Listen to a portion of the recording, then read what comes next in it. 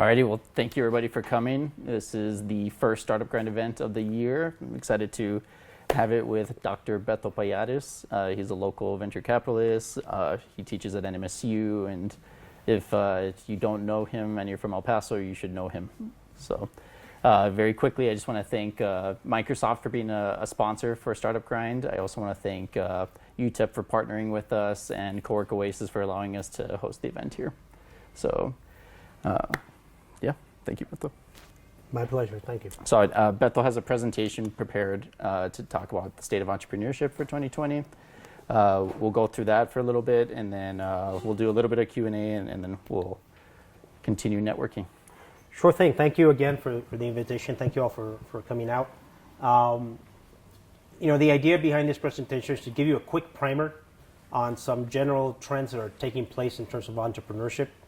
We're at the start of the year 2020, but also the start of a decade.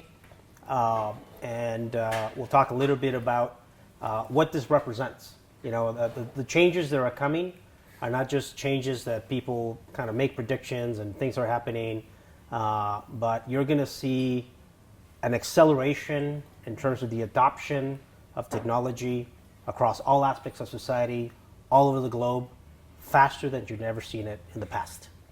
A bunch of us, about 30 of us, just came back from CES. This is my 6th or 7th CES. Everything starts to look the same after a while. But it's still exciting to see what innovations or things are coming out, at least in the consumer space. You see the general trends of stuff that's happening. We'll talk a little bit about that. But I think what's really exciting is that all these things are happening in a much more rapid pace. I mean, they had like the Uber self-driving car that also flies with Hyundai, right? So, I mean, how many of you remember the Jetsons? Okay, you know that cartoon is like 60 years old, right? So, like in the 60s when the Jetsons came out, it was all about what was going to happen in the future. So, my point is, whatever you saw in the Jetsons is stuff that has been happening slowly, but whatever is on the Jetsons now that isn't yet real life will now come to be, but very, very, very quickly. And so that's my point in terms of how innovation is happening. We'll go on to the next slide, if we could. So the current state of entrepreneurship. So as of September 30th of last year, the median company age of an angel and seed company is 3 years old. 5 years ago, the median angel and seed company age was 1.9 years. What does that mean? It means that 5 years ago, companies were pretty young. Fast forward 5 years, companies are now a year older, which means that things are taking longer at the seed and angel stage. Said a different way, it's not just about raising money, it's about survival. And things just take a lot longer to actually become self-sustaining and viable. And also, because seed level companies that get funded, right? If you're a tech entrepreneur, you go out and raise a seed round, you better have a plan for how the money that you raise lasts you a lot longer, right? Because things just cost more, it takes longer, there's a lot more competition, and while there's a lot of money, the bar for the next dollar that comes into your company is very, very high. So you got to figure out how to make do with less money, basically. Even though when you see that WeWorks and Ubers and all these other companies can raise lots and lots of money, some of those companies do it because they have a perfect storm of networks, a perfect storm of relationships, hot new market, etc. But even them have trouble figuring out how to basically make things work. It's a really tough environment, and it gets very competitive. The cost, I'm sorry, go back. The cost to establish a software startup has gone down to as little as $1,000 or less. To give you perspective, in 1995, if you wanted to launch a tech company, you had to have your own T1 lines, you had to have your own server administrator, telecom administrator, software, front end, back end, etc. I mean, this stuff was hard. the pool of talent that you needed and the kind of infrastructure that you needed was ridiculous. And by most standards, you needed $6 million to start a company in 1995.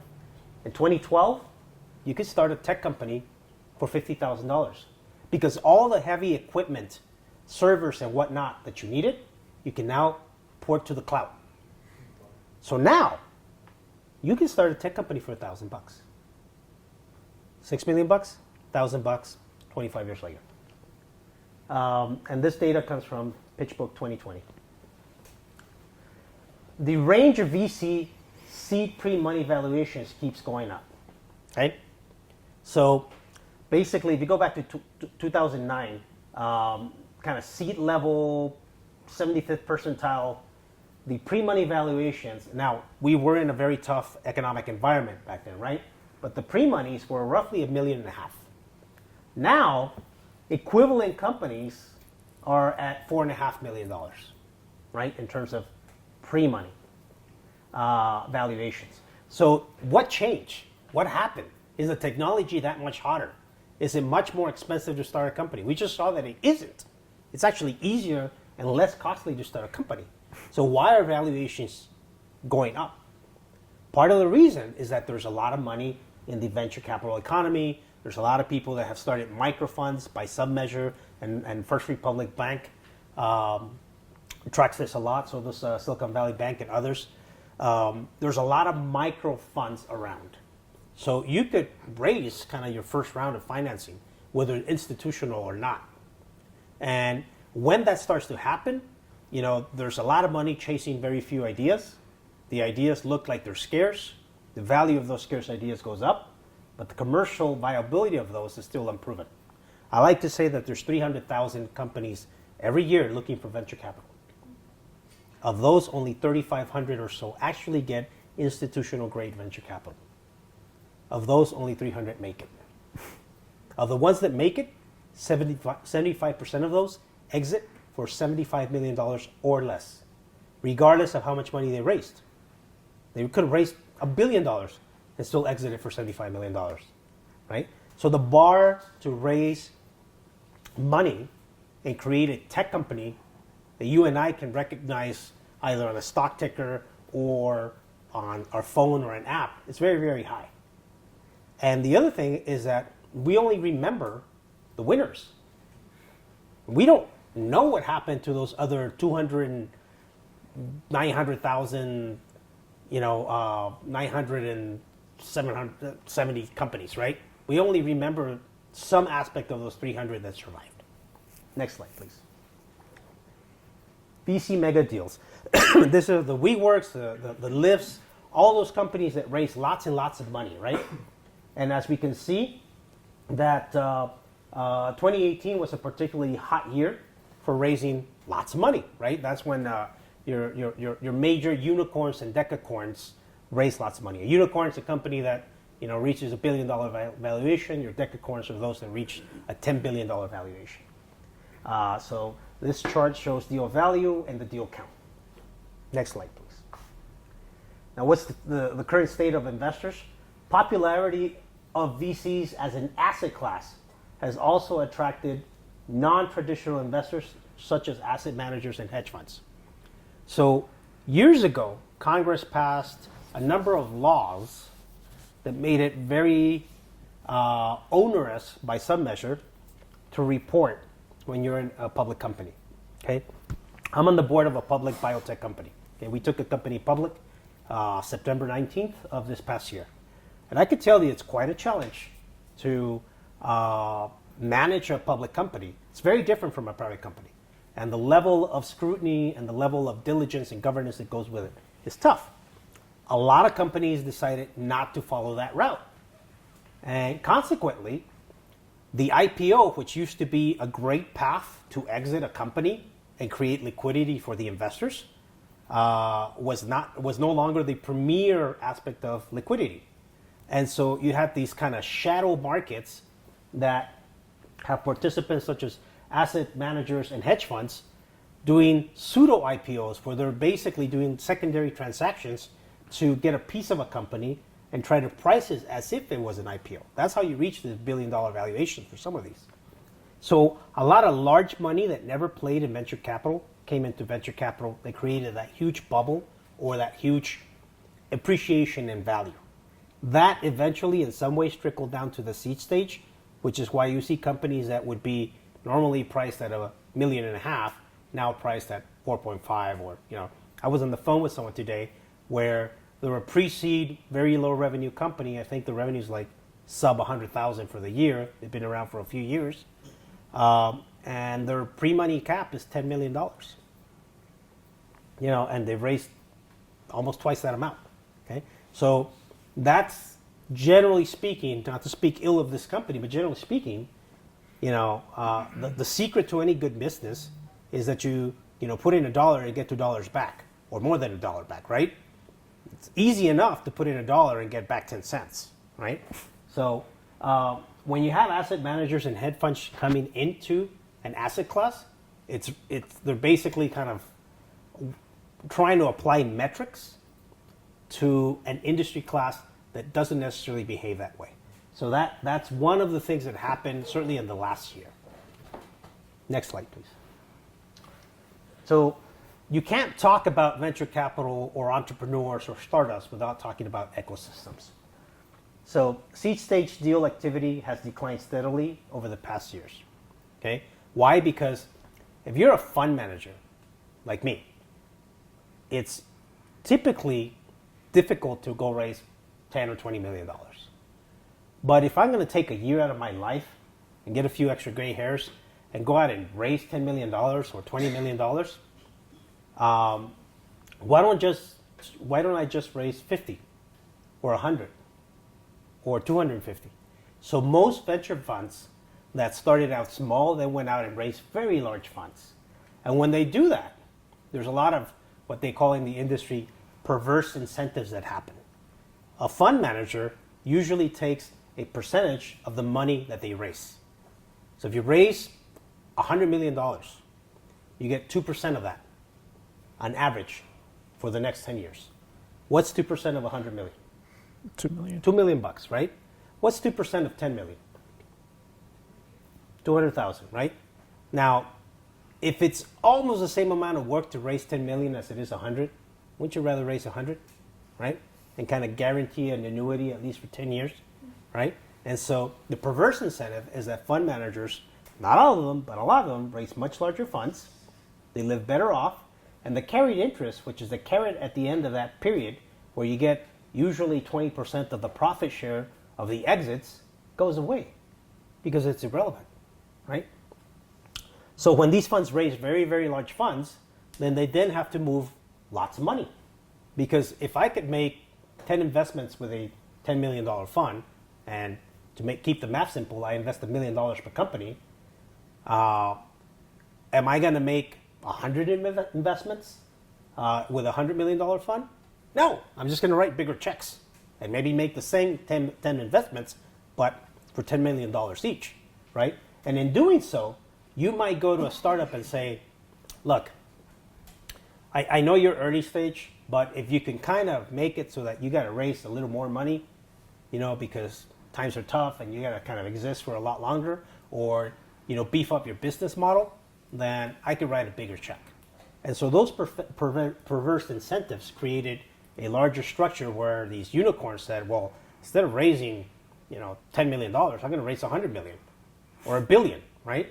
So that crowded out a lot of early stage activity, because while you can still raise the 100,000, the 200,000, maybe even the $1 million, the money that comes after that may not be there, or is not there in all ecosystems. It's there in the valley, but it's not always in every ecosystem.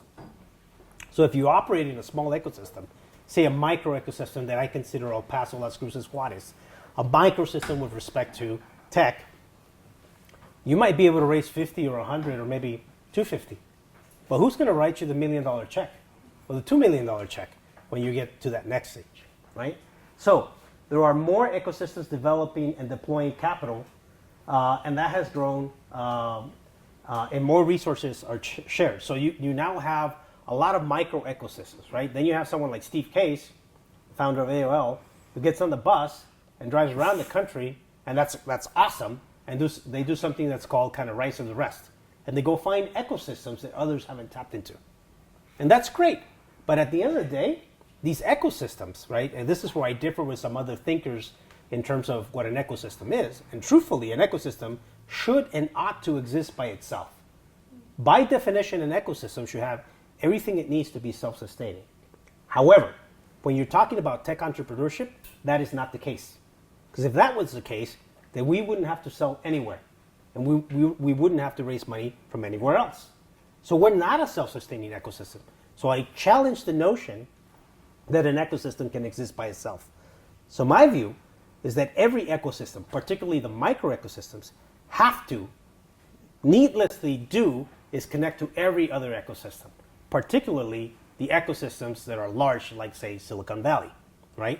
So even Silicon Valley cannot exist by itself. There are not enough ideas or startups to satiate the amount of capital that Silicon Valley has, which is why VCs will begrudgingly hop on a plane and fly somewhere else and look for another deal. So you can't divorce the ecosystem and how important it is from the entrepreneur or from the sources of capital. It has to be something that is also developed, also nurtured, and it has to take a primary spot. And it's almost like a chicken and egg or catch-22 aspect. You need entrepreneurs to have a vibrant ecosystem. You need an ecosystem to attract entrepreneurs that they can feed off of. Capital, in my opinion, is the commodity that comes last. Next slide, please. So what should we focus on? What should we focus on in the present? In terms of the top industries currently taking all the money, and what are the underserved industries that need more activity? Definitely, everything happens in a cycle, and the tech cycles are no exception, okay? So how many of you know what the fourth industrial revolution is? Okay, a few of you, right? Can anybody tell me what the first industrial revolution was? Steam power. Yes, steam power. The second industrial revolution?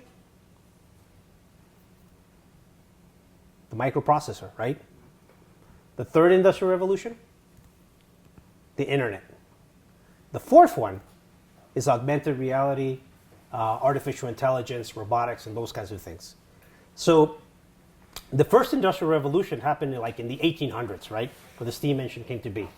Then the transistors came about in the 40s or so, 40s and 50s. Then the internet came about in the 90s. We're already in the fourth industrial revolution. You see how fast this stuff is accelerating? So now the hype, if you will, is all about AI, all about cryptos, all about all that stuff. And in some ways, some of that has started its decline, right?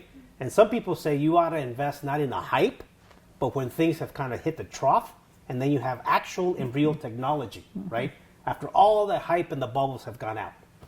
Well, as far as what I believe is coming next, and where entrepreneurs should be thinking about, is still artificial intelligence, is still virtual reality, is still those kinds of things.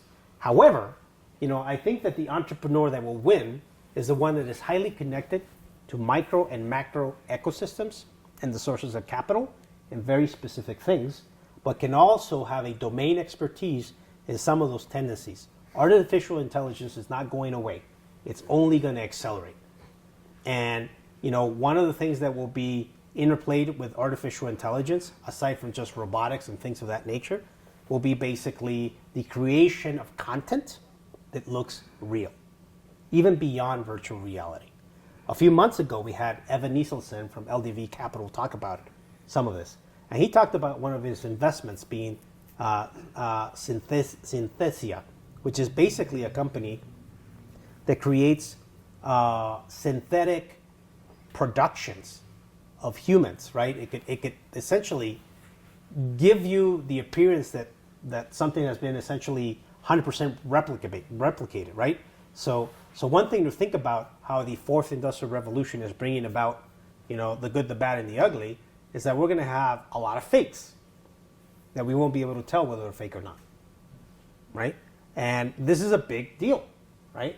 So one of the big trends that's going to come up is how can you spot a fake that was created synthetically or that was altered in some way.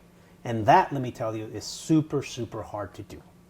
It's easier to produce a fake than to figure out whether what you're seeing is a fake or not. Okay?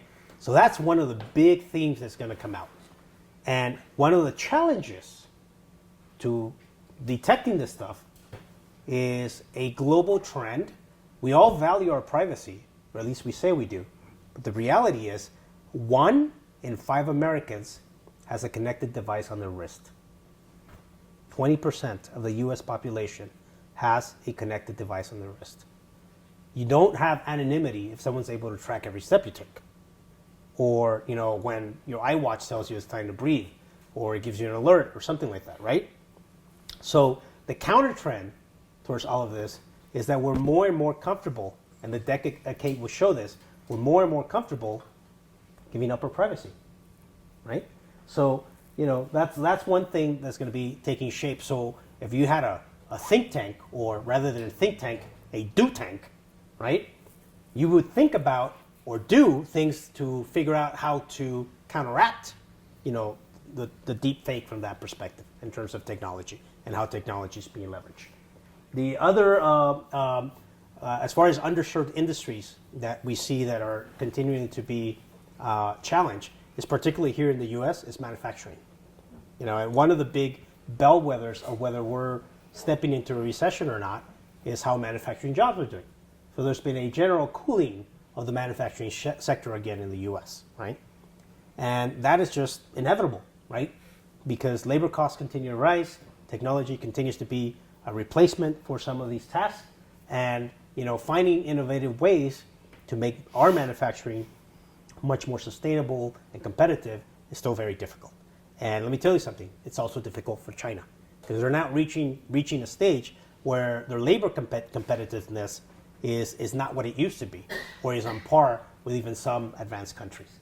So as far as the top industries that I think are going to continue to create a lot of noise are things related to augmented reality, virtual reality in some fashion, to the way that you can exploit it for a market. Artificial intelligence is a big deal. Machine learning is really the name for it. And the area that I think will give you significant leaps and bounds in the next 10 years is genetics. And we'll talk a little bit about some predictions. I borrowed these from Fred Wilson from Union Square Ventures, and I tweaked them a little bit given my experience. Next slide, please. So where does El Paso fit in? Before we go into these predictions. We need more startups. And we need more startups not just to say that we have startups, but we need more startups because we need more experience with failure. Okay? The more people you have around you that understand the difficulties of doing a startup, the more they'll be able to relate, the more they'll be able to see that there are others that are working on startups, the more they'll be able to collaborate. Startups are very hard, but in particular, they're important to an economy because at no time in our current history of humanity have we been compensated for what we know, okay? For the intellectual prowess that someone can develop. And you got to be careful with that because we might think we're really bright in the region, and we are. But someone in Africa, Latin America, someone in a jungle, give them internet and give them, a framework to innovate, and they can come up with great, radical, new inventions. So, nobody has, and this is tried and true, nobody has a lock on creativity or an intellect. That is completely dispersed throughout humanity. What isn't dispersed that same way is the opportunity to exploit it. So we need more startups who are working on more stuff, and some of them will fail, but then can regroup and say, what did we learn? And how do we do more of this? And how do we innovate even further?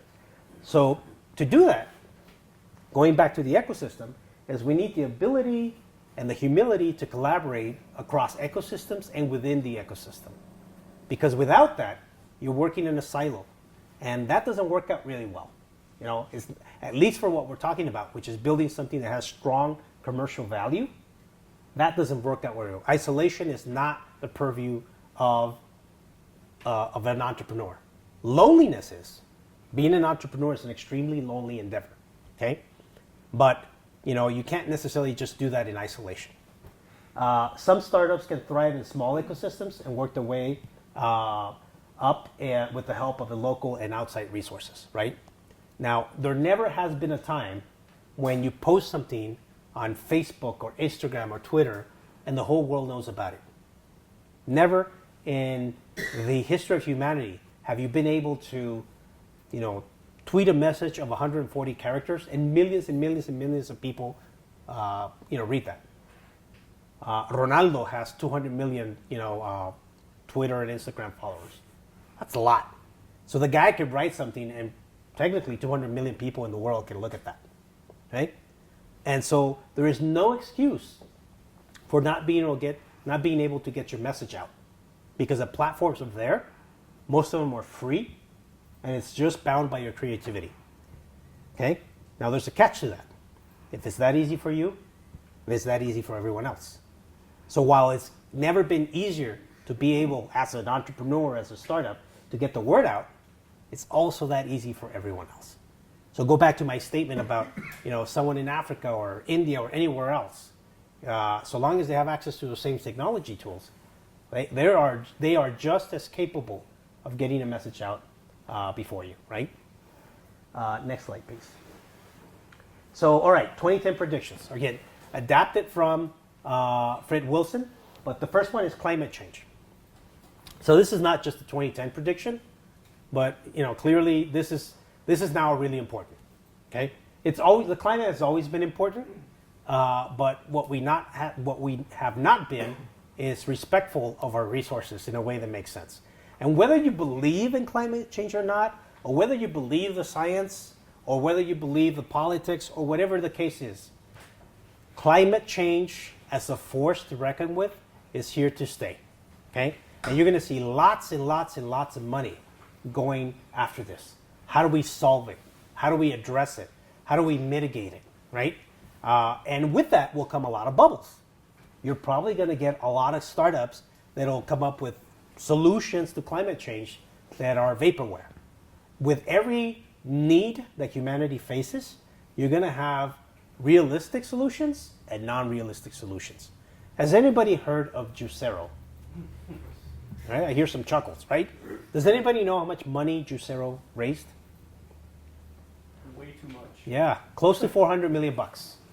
To basically, it was a machine where you put in a bag of frozen slush, and it squeezed the juice, the juice out of the bag.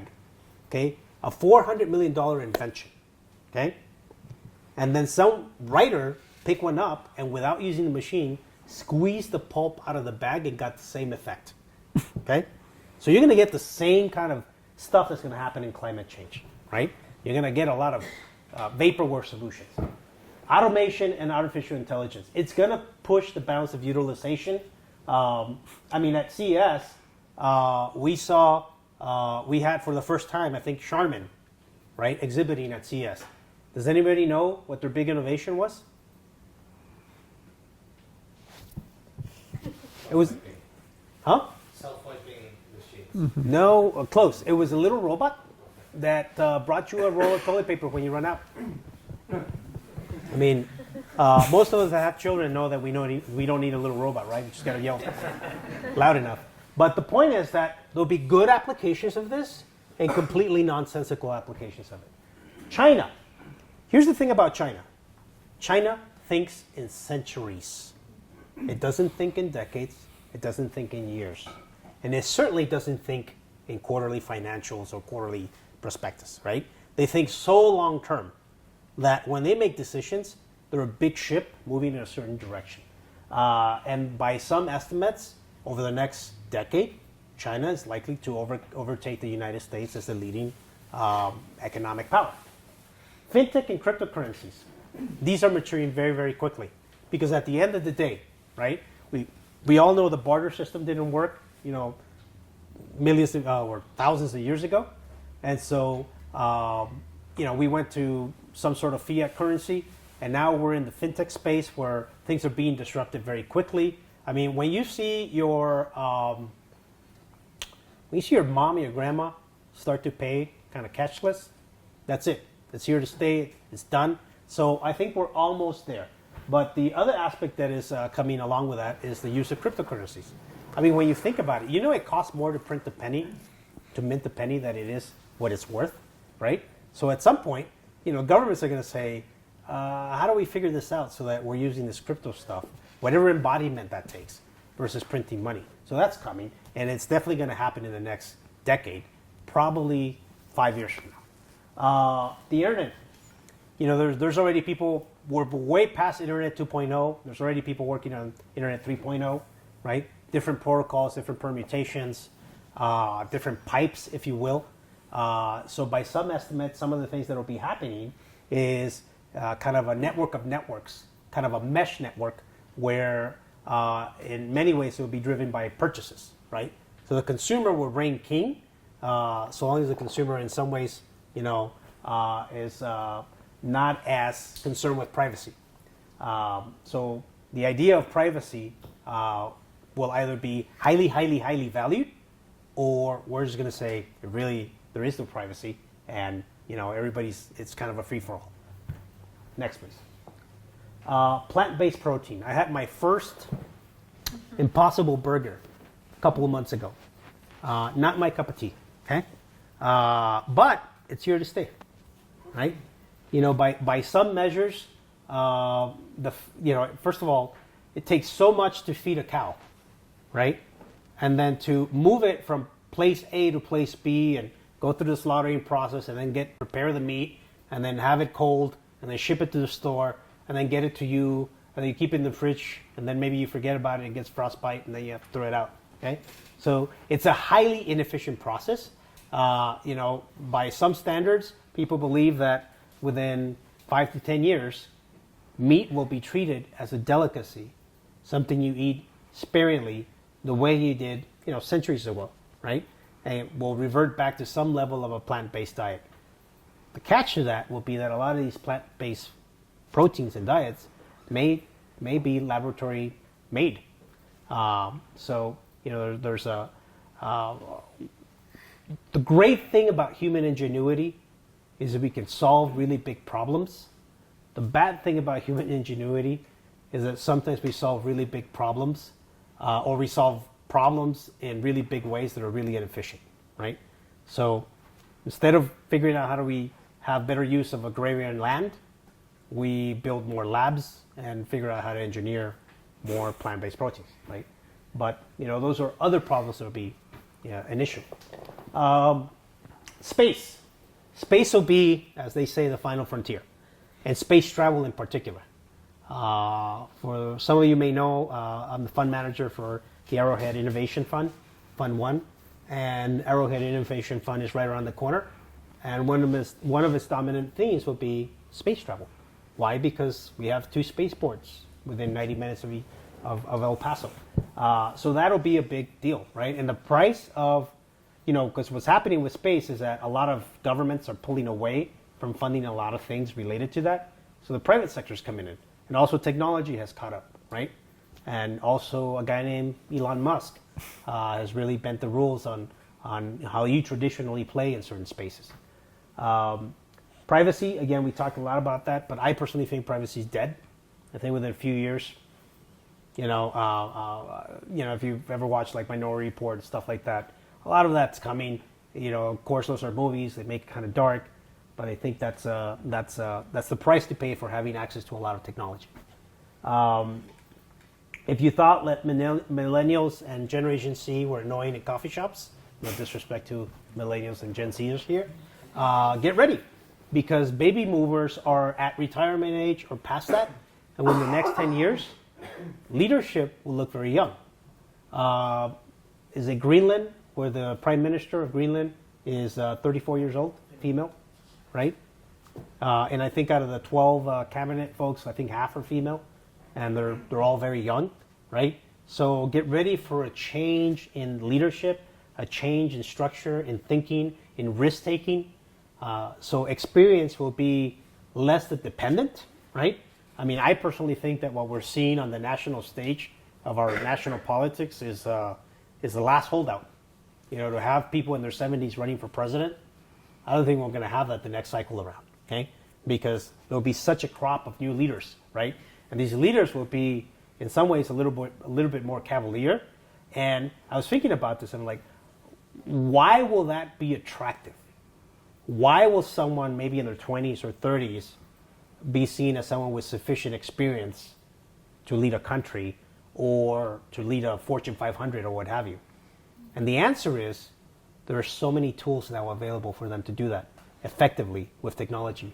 You know, so technology would be a huge multiplier of the ability of someone to be able to manage things in distributed environments. The last one is genetics. I really think this one is going to be kind of the real gem in some ways of the next decade. You know, we already had someone from China last year basically genetically engineer a child, got in a lot of trouble. That's not going to stop anyone. You know, so genetics will impact how we treat and think about longevity, how we think about birth, and how or what we birth, disease and disease eradication, permutation, changes, etc. So the more we understand, and again, when you look at AI, machine learning, all these different tools, they're attacking big problems, right? So entrepreneurs are needed in an ecosystem, right? Because they come up with ideas, and some of them fail, but then they come back and say, I learned something. But those entrepreneurs need an ecosystem. And those ecosystems need to know what kind of bets they want to make as a community to be able to support the entrepreneurs that have, you know, a fire in the belly for something new. Don't worry about the capital. The capital finds that stuff. That is the easiest part. And I'm telling you this as someone who manages capital. That is the easy part. The job of capital is to figure out how to deploy capital into the best ideas in the most supported ecosystems. The job of an entrepreneur is plain and simple, is change the world, right? And the job of an ecosystem is create sustainability, because nothing is perpetually sustainable. Not Silicon Valley, nothing like that. So Ivan, you want to shoot some questions at me? I think First, that was can we clap for that? That was awesome.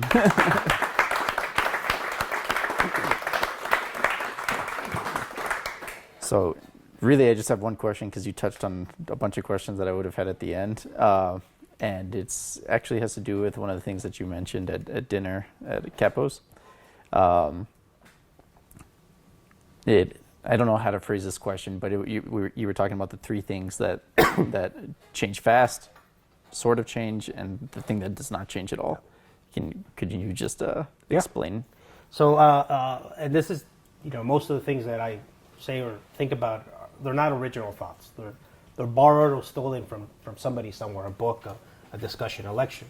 And I learned some time ago that there are three components that we deal with, right?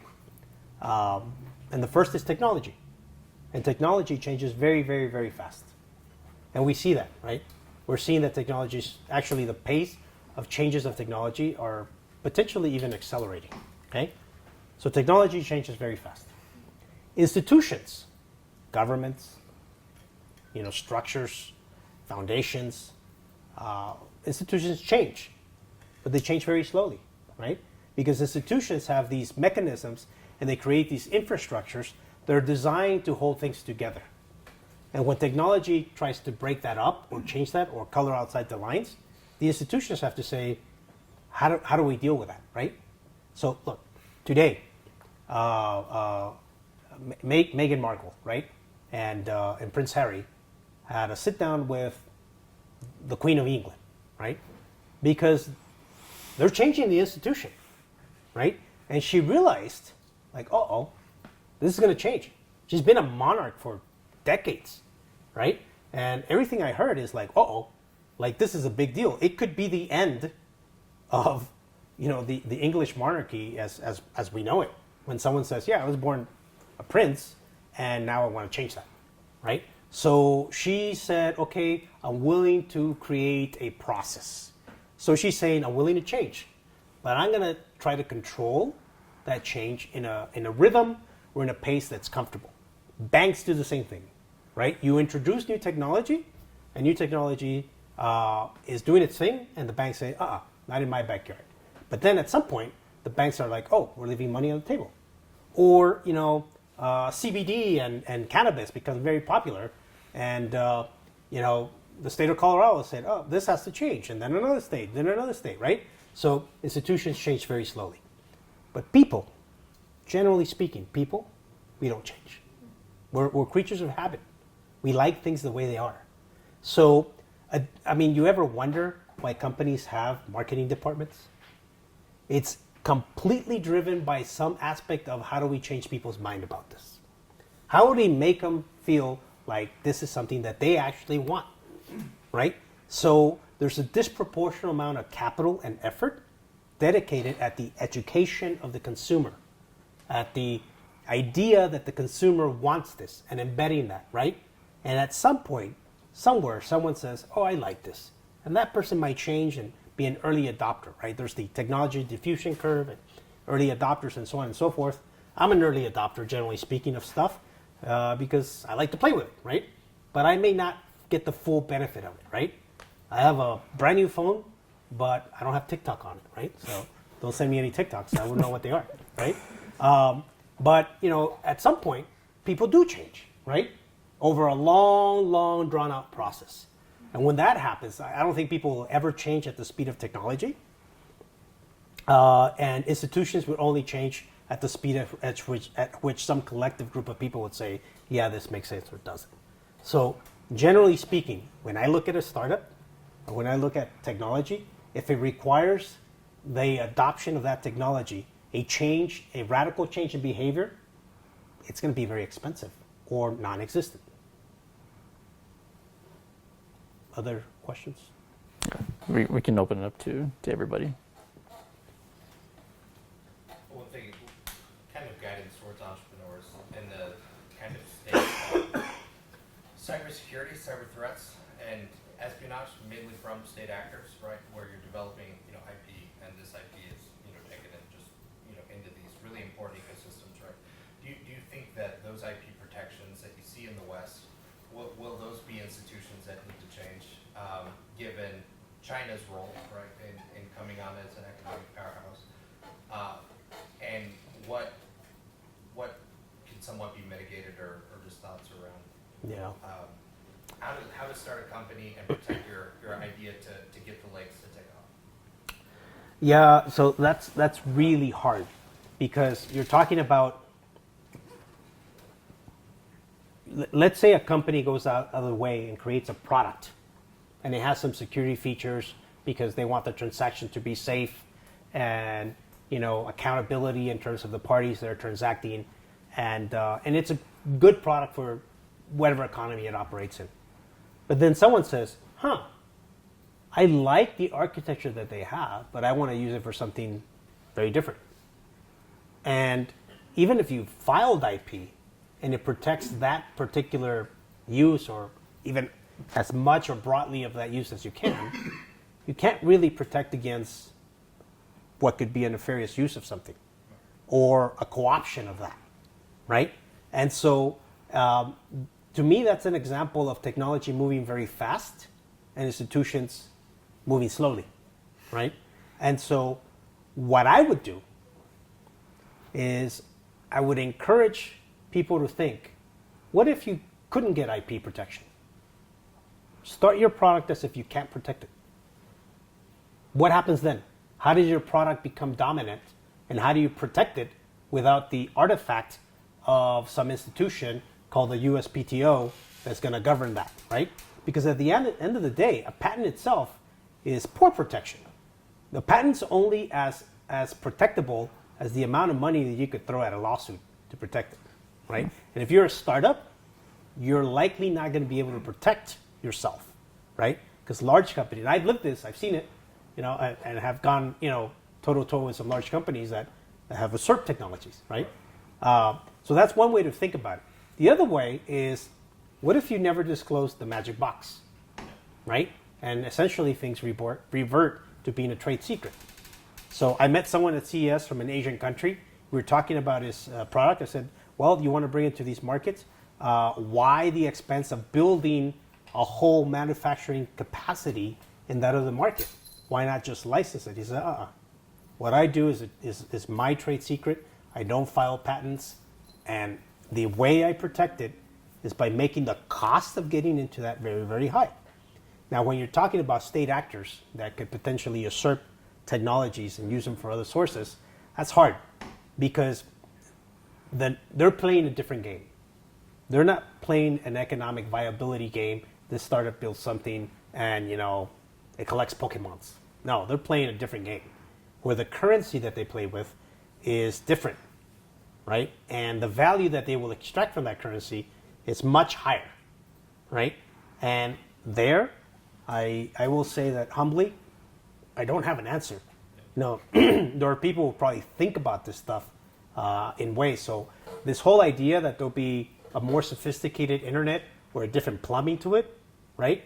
I mean, the whole invention of the internet was really to create a very unique proprietary communication protocol between people, right? And then DARPANET, which is kind of a military infrastructure, was created to communicate between laboratories and military bases and that kind of stuff. That stuff already exists, right, within governments. And so probably they'll just create a more sophisticated infrastructure, right, that takes proprietary stuff off that.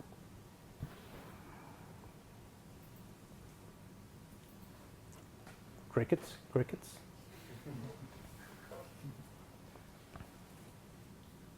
Yes. I just shared like a couple of weeks ago on LinkedIn a post about the zebras. Are you familiar with those? The zebras is kind of what you say about that the funding companies right now, they are focusing on looking for companies that they can actually make real sales for a long time, right? Instead of those unicorns and all that stuff. So, and I think that's we need to put more attention on that because there's more than 35 million of small businesses, Yes. real ones on the ground, that we create this economy right on the country. And I think it's kind of a trending that about this and that and yada yada, but there's a lot of businesses that make a business every single day that create this economy. And that they call it skills. That's a really good point, and let me spend a little time on that. And I don't remember hearing the word zebra as you've described it, but I appreciate you bringing it up. But one of the things that has happened, particularly in the last 10 years, is incremental and in some cases radical innovation on how a small business should think. It's nothing new to say, hey, if I buy something for $1, I got to sell it for more than $1 for me to make money, right? For years, maybe a decade or more, startups didn't have that vision. Why? Because a lot of those startups were forging new markets where there wasn't necessarily a market already created. They had to create that market, right? And as we see that while there's some funding available, it's not infinite. And at the end of the day, the only true measure of whether something is commercially successful or not is if it makes more money than what it spends. And small businesses have to see that day in and day out. I used to own a restaurant, and I knew every day whether I made money that day or not. And if I didn't make money that day, I better make more money the next day to make up for the money that I didn't make. Because nobody was going to show up with a check and buy my restaurant for some fictitious value, right? Now, what are the innovations that have come on board that help tech companies, but also traditional businesses? How many of you know what a lean model business canvas is? Okay. Business model canvas is a huge innovation. You took a 40-page business plan. There used to be companies that sold software. Like, I bought some of those, $200, and you put in a few things that will populate basically what the bank wanted to see, right? And now, thanks to Steve Blank and others, and their names escape me from the lean startup and other things. They came up with a one-page, 9-segment, essentially business model. And if you understand that, and something as simple as get out of the building, talk to 100 people. You talk to 100 possible customers, and you put this stuff in this, 9-segment business plan that fits in one page. And if that still tells you that you ought to start this business and how you're going to make money, that's not a bad thing. And it saved society a lot of money. Another innovation is, the accelerator. We used to have incubators, right? Those are 25, 30 years old. And the first incubator was started in New York as basically a way to use make more use out of unused real estate. Get a bunch of companies in there, and you all know where the word incubator comes from. It's from like taking eggs and hatching them and having little baby chicks, right? And the whole point of an incubator is you're there to protect it from the outside environment, right? So we adopted that thinking to protect businesses from the outside environment. Then along comes Y Combinator and others and say, no. We don't want to protect tech business from the outside environment. You want to send it out there, and if it dies, it dies. And that's good for society because we're not spending time and money on it. And if it survives, it's going to survive and go big. And I think that's also a big innovation. Now, I don't propose that, say, for a dry cleaner, but a dry cleaner says, there's so many people living in this area, and so many people wear suits, so I'm going to open up a dry cleaner. And it's going to be a good business, and I may not, be super, super rich, but I'm going to have a good living. Or a restaurant, right? And that's an important component to the economy. When we talk about tech businesses, again, not only is it that we get paid for what we think, for intellectual value, right, of our ideas, but we get paid disproportionately better than we would if we operated a small business.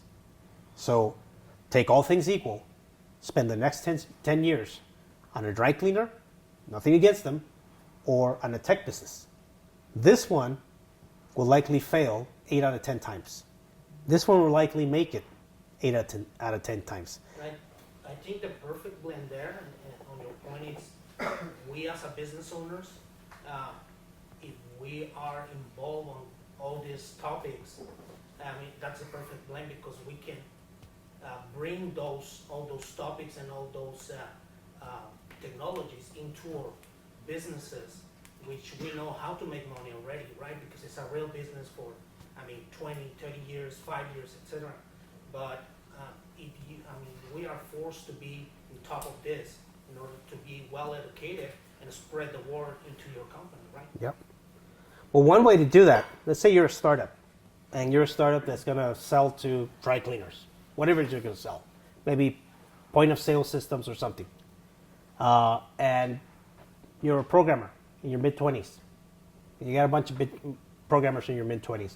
And you build the most elegant point of sale system, right?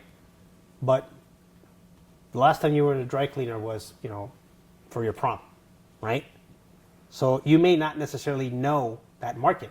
So then you go and you recruit someone who spent 20 years in the dry cleaning business. And they join your team. They're an advisor, they're a board member, they're a head of business development. So those kinds of things are the things that are important to complement the skill sets. And that makes an ecosystem much stronger. Awesome. Well, thank you again, Beto. Before we wrap this up, JJ, did you want to speak to the... Kind of broad announcement, JJ told you some Microsoft on January 31st, we're doing an El Paso Strong Hackathon, and so bringing in some senior technical talent and business talent from Microsoft to work with innovators, anybody with ideas in the community to tackle 3 kind of key issues. One is community, one is safety, and one is education. So this is all kind of coming as a result of what happened on August 3rd. A distinguished senior engineer from El Paso is bringing her team down, but anybody wanting to learn how to mobilize an idea and do so from a technical and non-technical way, we very much welcome to do. We're always looking for people to participate, so just wanted to share that. Awesome. Thank you for that. Cool. Alrighty. Well, thank you very much, Beto. Got it.